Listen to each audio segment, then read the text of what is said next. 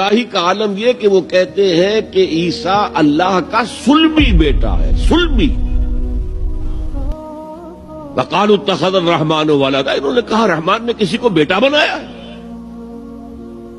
لقد جئتم شیئا ندا، تم ایک بہت ہی خطرناک، خوفناک، بہت ہی گستاخی والی بات لے کر آئے ہو۔ اور وہ کتنی بڑی گستاخی ہے اللہ کی جناب میں۔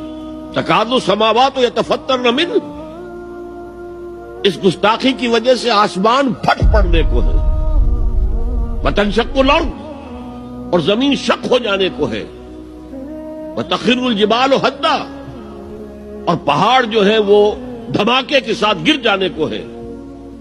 ان دعوا للرحمن ولدا، کہ ان بدبختوں نے اللہ کے لیے، رحمان کے لیے کسی کو بیٹا بنایا۔